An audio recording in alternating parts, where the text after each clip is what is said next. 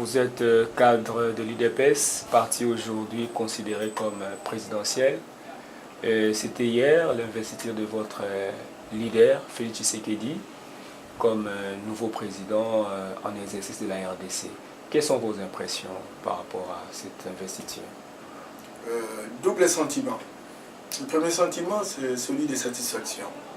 Parce que pour un combat de 36 ans, pour un rêve qui était visiblement une rêverie, aujourd'hui, ça se matérialise avec l'arrivée de Félix, notre président, au pouvoir. Il faut dire que c'est une grande satisfaction, une grande émotion que de vivre vraiment cette journée. On n'a pas cru, parce qu'il y a eu beaucoup de douleurs d'enfantement. Sentiment d'inquiétude, simplement parce que ce qui est arrivé est moins que ce qui reste à faire. Vous savez que nous avons suscité les espérances, nous avons suscité les attentes. Toute cette joie que vous observez à la cité, c'est une bombe à retardement. Ça nous pousse à la réflexion, ça nous pousse à des schémas opératoires qui nous permettent véritablement de juguler la pauvreté. On ne négocie pas avec la pauvreté. Le président Félix Tshisekedi avait lui-même intitulé dans son programme, j'allais dire dans son offre politique, vaincre la pauvreté. C'est ce qui nous reste. À quoi servirait si nous avons le pouvoir qui ne nous permet pas véritablement d'éradiquer la pauvreté? Parce que c'est ça le leitmotiv. Nous nous sommes battus pendant autant d'années pour que véritablement s'éradique la pauvreté dans notre pays. Voilà ce qu'il nous reste à faire. Mais bon, que voulez-vous? On s'est engagé. On sait pourquoi on s'est battu. Et on va s'y engager davantage pour que nous puissions relever le défi. Et alors le vrai défi, c'est de lutter contre la pauvreté de notre peuple. Que répondez-vous à ceux qui affirment que cette cérémonie ressemblait plus à une continuité où on louait un homme, Joseph Kabila, au lieu que ça puisse marquer véritablement le changement du pouvoir, c'est-à-dire l'alternance? Louer, je ne sais pas. Ça, c'est jouer à l'émotion à la zaïroise. Vous savez, lorsqu'on n'a pas de maturation politique dans une société, on est sur les opinions. Or, moi, je n'aime pas des débats d'opinion, moi j'aime des débats de prospérité. Qu'est-ce qu'on fait demain, lorsqu'on arrive au pouvoir, pour relever le défi de la pauvreté du peuple congolais? Voilà la question pertinente.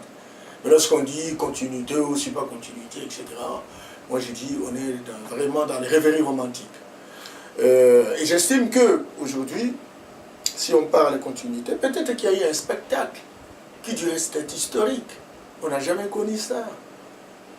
Et une passation de pouvoir de manière civilisée. Il faut saluer cela. Ça arrive rarement en Afrique. Ça arrive rarement en Afrique. Mais le président Tshisekedi, qui s'est battu et qui a été côtoyé plusieurs fois pour gérer la primature, vous le savez, ne l'a jamais accepté. Alors si c'était une continuité, dis-moi écoute, on peut débaucher quelqu'un pour être Premier ministre. Mais on ne peut pas débaucher quelqu'un pour être président de la République, parce que c'est lui qui est en mesure de débaucher. Non, mais quand même, un minimum de respect, de considération pour les gens. Et puis il faut réfléchir, ne serait-ce que de manière élémentaire, même l'enfant de maternelle ne peut pas comprendre cela. C'est vrai que l'arsenal institutionnel est tout petit peu en difficulté. Parce que là, nous avons un président, mais nous avons aussi de l'autre côté des gens qui sont majoritaires. Justement, vous êtes cadre de l'UDPS, comment comptez-vous vous en sortir? Comment allez-vous gouverner? Vous risquez d'être des étiquettes, le président risque d'être ce qu'on appelle en régime parlementaire, celui qui inaugure des ponts et des chrysanthèmes. Non, ici c'est autre chose. Le président est élu président de la République. Il existe plusieurs groupements politiques. Et chaque groupement est autonome.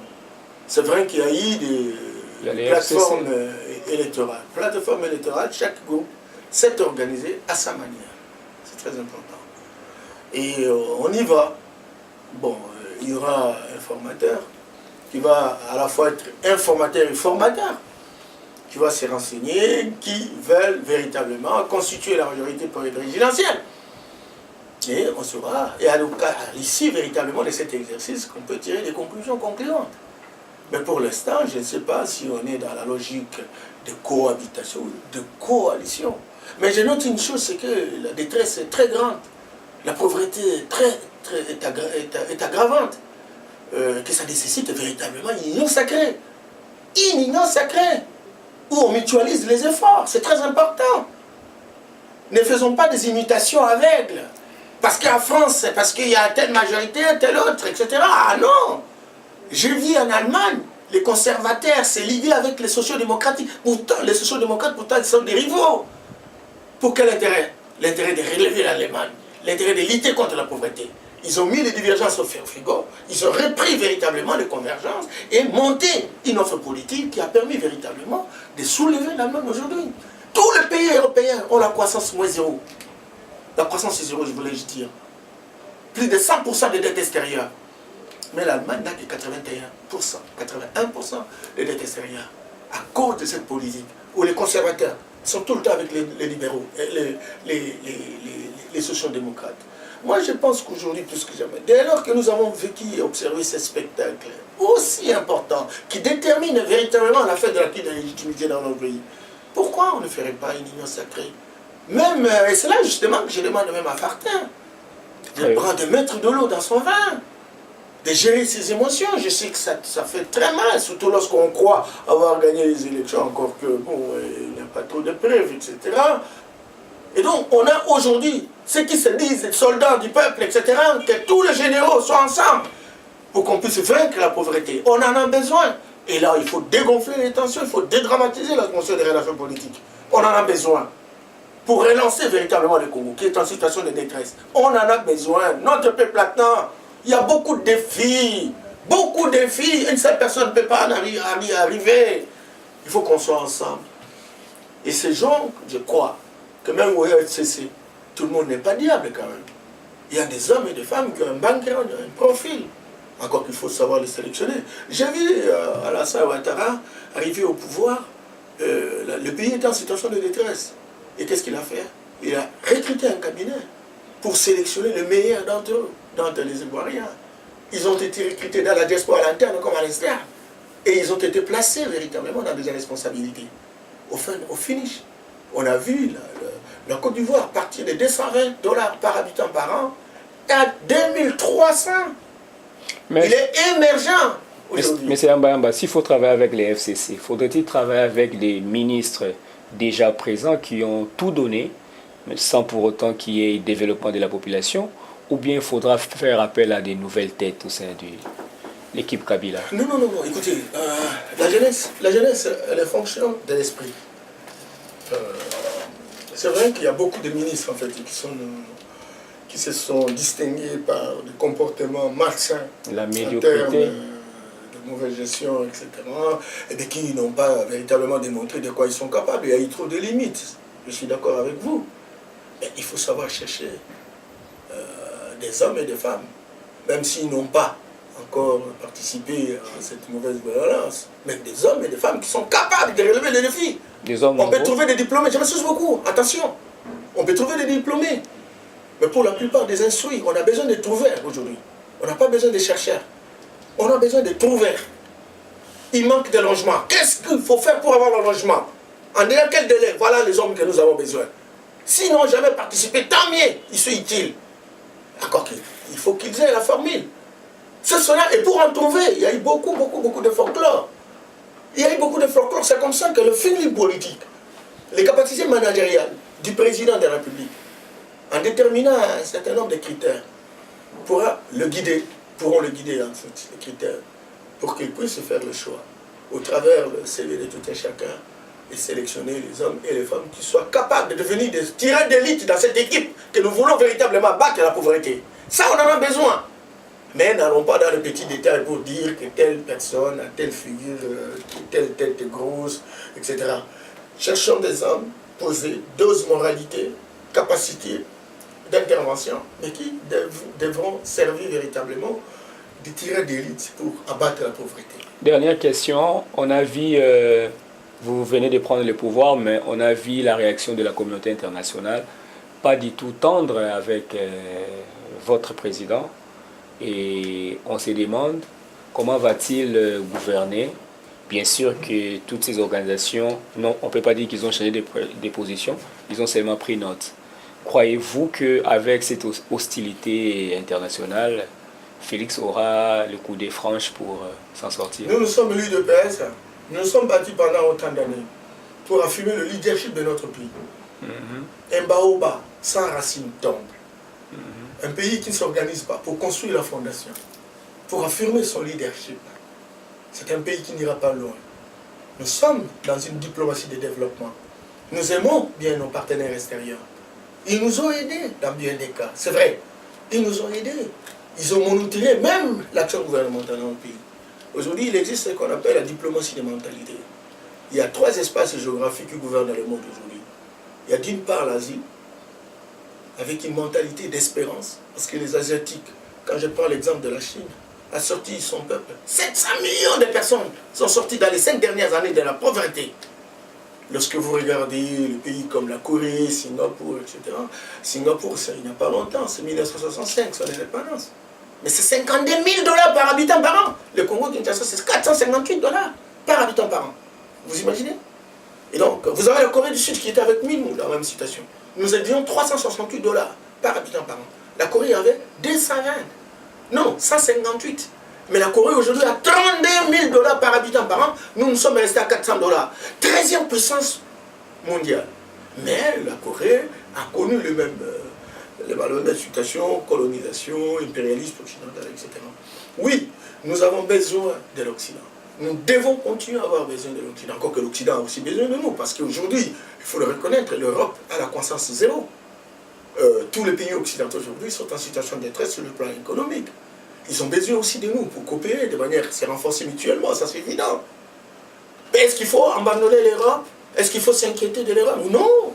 Il faut avoir des hommes, de vrais diplomates qui doivent discuter avec eux. Le monde se planétarise. Aucun pays ne peut s'isoler. Aucun pays ne peut évoluer de lui-même. Les États-Unis ont une dette extérieure de l'équivalent de son produit intérieur brut. 17 000 milliards de dollars de dette extérieure. Vous imaginez ça? La France a 100% de son produit intérieur brut en termes de dette. Nous aussi, nous avons besoin de l'Occident pour avoir des dettes, pour élever le défi au XXIe siècle. Parce que nous avons des minéraux stratégiques. Imaginez-vous, le cobalt, 70% des réserves mondiales, 60% de la production mondiale. Ça, c'est nous. Il n'y aura pas de voitures électriques ici en batterie qui sont ici, n'est-ce pas, de cobalt. Mais quand cela ne tient, il faut qu'on s'entende. Je sais que, bon, ils ont exprimé leur point de vue. Il ne faut pas les condamner pour avoir exprimé leur point de vue. Mais ils ont fini toujours par reconnaître, par prendre acte. Prendre acte suppose que l'on accepte. On a besoin des interlocuteurs. On a besoin des représentants. Je me suis beaucoup. Prendre acte n'est pas une félicitation. Bien, écoute, il y a aussi des gens qui ont félicité. Est-ce que c'est une performance, les félicitations? Parce que nous sommes un pays qui vivons des aides extérieures. Arrêtez. Si. Arrêtez. On a organisé les élections. Non, écoutez, vous savez que chez nous, lorsqu'on arrête la corruption de 30%, on peut augmenter le budget à 55 milliards de $. Ce sont des chercheurs très crédibles qui ont fait ces études-là. Et vous savez qu'il y a 20 milliards de nos recettes qui sont volatilisées. 20 milliards. Et le budget lui-même, il est resté à 5 milliards, 4 milliards. Vous voyez? Et donc, si nous organisons, nous pouvons véritablement vivre avec nos efforts. Mais nous avons besoin des autres. Parce qu'il faut échanger les technologies, parce qu'il faut se renforcer mutuellement, etc. Donc, je suis beaucoup notre génération. C'est une génération de défis. Notre génération, c'est une génération qui réclame qu'on soit respecté. Notre génération, c'est une génération qui a étudié dans les écoles occidentales. Notre génération, c'est une génération qui pense que chaque pays doit affirmer sa souveraineté. C'est vrai que la souveraineté absolue n'existe pas. On a une souveraineté limitée parce qu'on fait des concessions dans les différentes organisations internationales pour lesquelles nous participons. Cela n'est pas une faiblesse, bien au contraire. Et donc, regardez les relations aujourd'hui entre la France, par exemple, et Malaisie, ou entre la France avec l'Inde.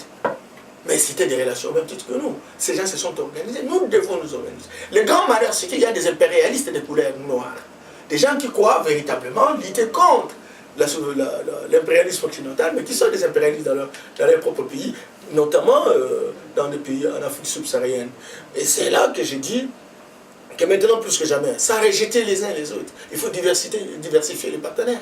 les Asiatiques ont besoin de nous, l'Occident a besoin de nous. Nous devons continuer ensemble. Nous ne pouvons pas négliger les Occidentaux. Nous allons mettre en place une passerelle gagnante pour construire une approche gagnant-gagnant avec l'Occident, avec l'Orient. Ça, c'est possible. Ne vous en faites pas. Il n'y a pas de diplomatie qui est liée dans les amours. Tout est fonction des intérêts.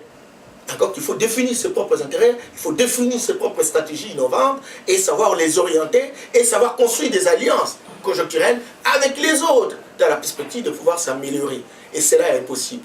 Il ne faut pas vraiment pas vous inquiéter pour autant. Monsieur Norbert Yamba Yamba, merci. Merci bien.